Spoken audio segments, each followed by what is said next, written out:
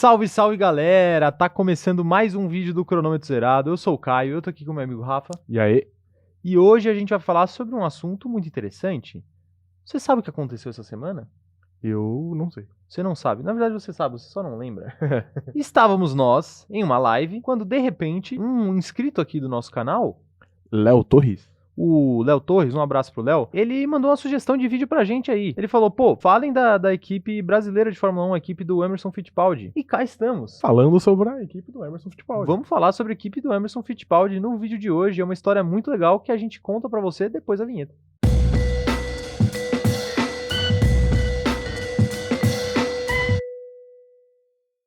A equipe dos Fittipaldi, então, ela foi fundada no ano de 1975 pelos irmãos Emerson Fittipaldi e pelo Wilson Fittipaldi Jr.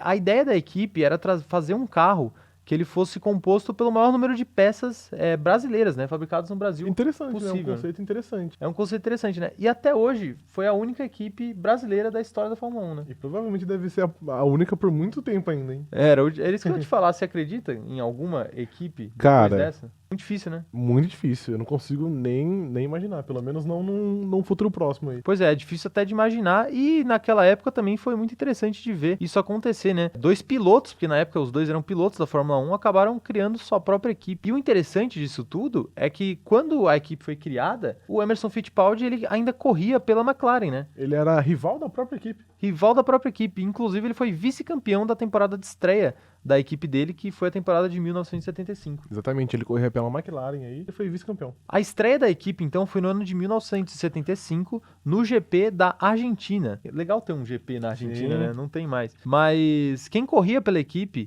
era o próprio Wilson Fittipaldi Jr., né? Que nessa corrida, mais precisamente na 13ª volta, ele teve um problema ali na suspensão do carro, né? E acabou batendo. Perdeu aí o controle do carro e bateu. Então não foi uma estreia muito legal aí pra... Conturbada. Estreia conturbada. E naquela época, vale ressaltar também que não existia uma preocupação tão grande com a segurança dos pilotos como existe hoje na Fórmula 1. Nem se compara. Nem se compara, né? Então era até meio que um tabu na época discutir isso, né? Então era bastante perigoso mesmo e acidentes podiam custar vidas, muito mais do que custam hoje, né?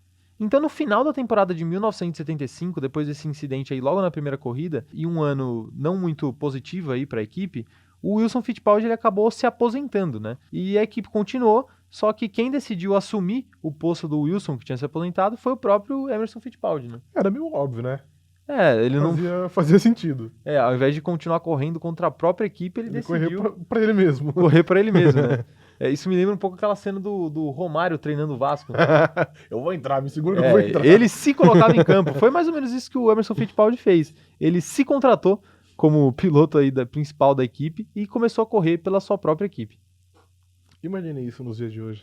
Imagina o Hamilton, dono de uma equipe. O Hamilton já é dono de uma equipe, né? Mas não de Fórmula 1. Não, de Fórmula 1. Ele é dono da Mercedes. Ele Entendi. Faz todo sentido. Faz todo sentido. Faz Ele todo manda lá. sentido.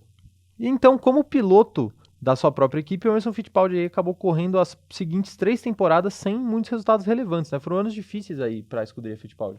É difícil, né? Como eles tinham pouco dinheiro e o carro tava começando do zero, era complicado eles serem competitivos com as equipes mais fortes aí, McLaren, Ferrari. Pois é, eles dependiam muito de patrocinadores. Inclusive, eles chegaram a ser patrocinados pela Skol, né? Sim, eles foram patrocinados primeiro pela Copersucar, que é uma... Cooperativa de açúcar, né? Exatamente. E depois a Copersucar saiu e eles foram patrocinados pela Skol. Mas se de 75 até 77 a equipe não teve resultados tão relevantes, 78 foi o principal ano da equipe dentro da Fórmula 1, né? Foi o ano que mais trouxe pontos aí para a equipe. Nessa temporada, a equipe conquistou 17 pontos e conseguiu um segundo lugar no GP do Rio de Janeiro. Pois é, o GP em tese mais importante aí pra GP equipe, da casa, né? GP da Todo mundo casa. quer ir bem no GP da casa. Ainda mais uma equipe, a primeira equipe brasileira da história da Fórmula 1. Exatamente. Então foi aí o melhor resultado da história da equipe, né? Da história, porque os anos seguintes não foram tão bons igual esse ano. Pois é, não foram tão bons. Principalmente o ano de 79. Em 79, o modelo de carro que a equipe do Fittipaldi desenvolveu acabou não sendo tão competitivo, né? E a equipe terminou em último no campeonato. Foi bem complicado, né? Porque eles foram do ano que eles foram tão bem, o melhor ano deles, com pod, etc. E aí eles foram pra último no ano seguinte, deve ser bem difícil. Pois é, bem frustrante não só para eles, como também para os patrocinadores. E isso acabou ocasionando até mais para frente no fim da equipe. Isso porque depois desses resultados ruins, a equipe foi perdendo patrocinadores, e não só patrocinadores de empresas privadas, como também os incentivos do governo, que acabaram ficando mais escassos e isso prejudicou muito, né? A gente sabe que Fórmula 1, para você competir, você precisa de dinheiro. Você paga pra correr, literalmente. Você literalmente paga para correr. E a equipe do Fittipaldi acabou tendo problemas financeiros e não conseguiu se sustentar e se manter competitiva depois de ter o melhor ano da sua história e, logo em seguida, o pior ano da sua história. A equipe então acabou encerrando suas atividades no ano de 1982 e teve um balanço geral aí não tão positivo, mas pelo menos marcou a história. Isso a gente pode dizer, com certeza marcou a história como a primeira e única equipe brasileira de Fórmula 1 da história. Em resumo, a equipe Fittipaldi terminou com 104 GPs disputados e 44 pontos conquistados. 44 pontos conquistados, mas como a gente disse, eles não conseguiram vencer uma edição de campeonato da Fórmula 1, Nenhuma corrida se quer vencer. Nenhuma corrida, mas eles acabaram aí marcando a história. Faz história. E figurando nesse belo canal. Pois é, e eu acho que até que é uma equipe que devia ser mais falada, né? Porque pouca gente conhece dessa história aí da equipe brasileira na Fórmula 1. É verdade, é verdade. Pouca gente conhece, é uma história muito legal.